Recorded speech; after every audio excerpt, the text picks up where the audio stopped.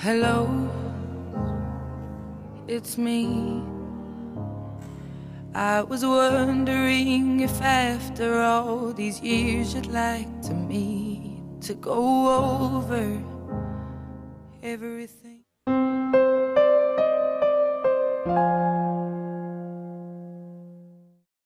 Hello.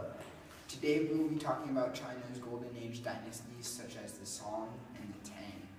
We will have interviews from Eli Miller and Malia Harnell. Hello, I understand you're an expert in the Tang dynasty. Yes, that I am. And your name is? Eli Miller. Ah, okay. Yeah. I just want to make sure you had the right person. Yeah, So, can you tell me the time period of the Tang dynasty? So the Tang dynasty ruled around 618 and collapsed around 907. So, yeah. Alright, is that usually a long time for a dynasty? 300 years, yeah, it's pretty long for a Chinese dynasty. So, Alright, and what did they accomplish during that time?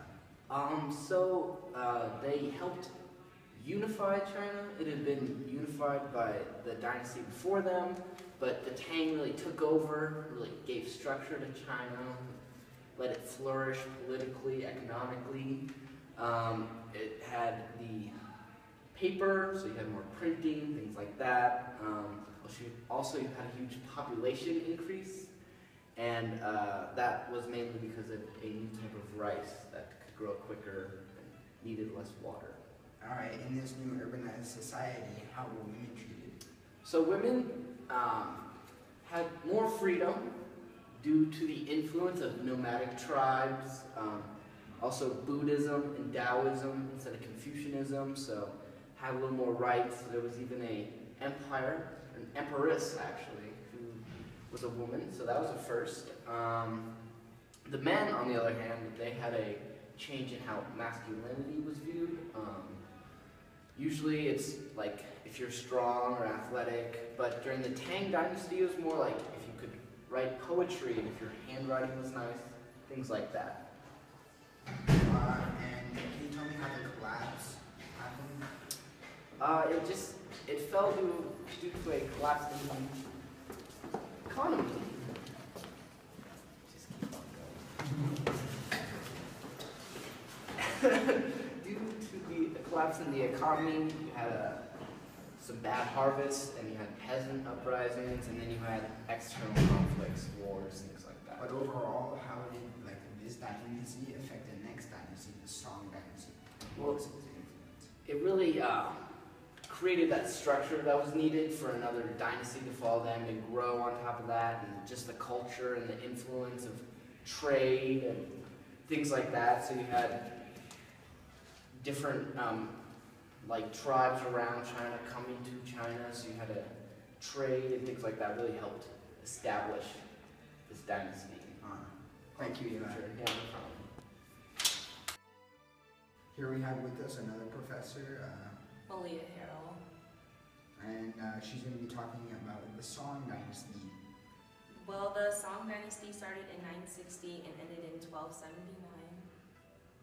And some of the achievements were technological innovations, and it started the golden age of China. And the technology achievements, were they paper, or what was it from that allowed them to have such technological advance? Well, there was paper money, gunpowder, and they were the first to have block printing, the compass, porcelain, and mechanical clocks. So did this really revive their economy? It did. It started trade with other countries and outsiders. Alright, and so was there an increased bureaucracy due to all this complication? Politically, the Song dynasty didn't have a great military, but it started the golden age.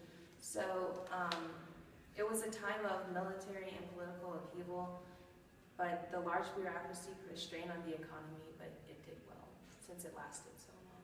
And what about the women? We know that some in other dynasties did treat better than others. What was it like for them? Since the revival of Confucianism, women were subordinate to men, and that kind of started foot binding, which put wealthy women, they would bind their feet so that they could show that they didn't have to work since they were so wealthy. Alright, that sounds good. Thank you very much. I hope this video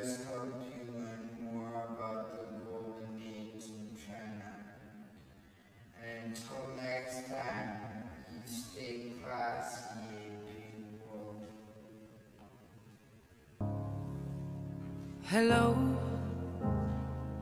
it's me. I was wondering if after all these years you'd like to meet to go over everything.